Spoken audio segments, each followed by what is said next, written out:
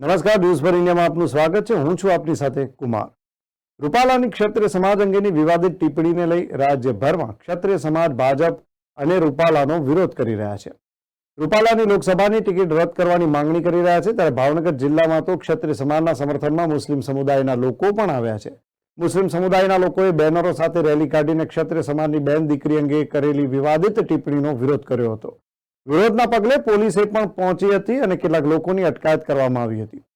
ભાવનગર જિલ્લામાં વિરોધનો વંટોળ વ્યાપ્યો છે, ત્યારે વિરોધ કરનાર લોકોએ જણાવ્યું હતું કે ક્ષત્રિય સમાજના માતાઓ અને બહેનો ઉપર ભાજપ લોકસભા ઉમેદવાર પુરુષોત્તમ રૂપાલા દ્વારા જે અભદ્ર ટિપ્પણી કરવામાં આવી છે, એવો બફાટ કોઈ પણ સમાજની સ્ત્રી વિશે કોઈ પણ પક્ષના રાજનેતાઓ ના કરે તે અનુસંધાને ભાવનગર જિલ્લાના તમામ ભાઈઓ અને વડીલો તથા માતાઓ બહેનોને ક્ષત્રિય સમાજની આ સ્વાભિમાનની લડતમાં જોડાયા હતા।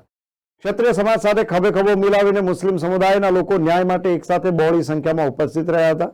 આપને જણાવી દઈએ કે આગામી 13 અને 14 તારીખે હિંમતનગર, નર્મદા, ભરૂચ અને રાજકોટમાં ક્ષત્રિય સમાજનું મહાસંમેલન યોજાવાનું છે।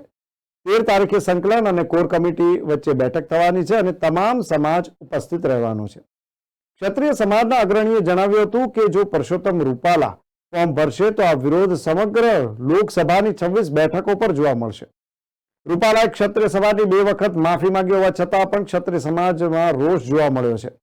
બીજી તરફ રૂપાલાના સમર્થનમાં પાટીદાર સમાજ આવ્યો છે, ત્યારે કોંગ્રેસ પણ આ વિવાદમાં પોતાનો ફાયદો જોતા રૂપાલાની સામે રાજકોટ બેઠક પરથી પરેશ ધાનાણીને લોકસભાની ચૂંટણી લડાવવાની રણનીતિ તૈયાર કરી છે।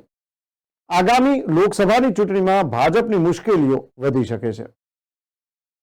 મારું નામ હિતેન્દ્રસિંહ ઇન્દ્રસિંહ ગોહિલ હિતુભા વર્તેજ। હું ભાવનગર તાલુકા રાજપૂત કરણી સેનાનો પ્રમુખ છું અને મુદ્દો તો આપ સર્વે જાણો છો કે જે પુરુષોત્તમભાઈ રૂપાલાએ અમારા ક્ષત્રિય સમાજની મા દીકરી વિરુદ્ધમાં જે બફાટ કર્યો છે તેના વિરુદ્ધમાં આજે સમસ્ત વર્તેજ ગામને 18 આલમ અમારી સાથે ખભો ખભે મેળવીને ક્ષત્રિય સમાજના સમર્થનમાં આજે આવ્યું છે।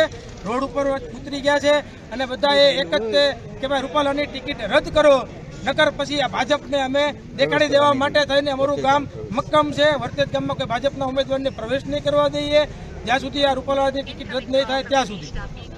ઓકે। અને આજે આખું ગામ અમારે સ્વયંભૂ બંધ પણ પાડેલ છે। એક મિનિટ આજે વર્તેજ આખું ગામ સ્વયંભૂ બંધ પણ પાડેલ છે, કારણ કે આજે એવા સમાજના બેનો દીકરી વિશે ટિપ્પણી કરવામાં આવી છે રૂપાલા સાહેબે કે ભાઈ જેને આ દેશની અસ્મિતા માટે, આ દેશની અખંડિતતા માટે પોતાના પ્રાણની આહુતિઓ આપેલી છે।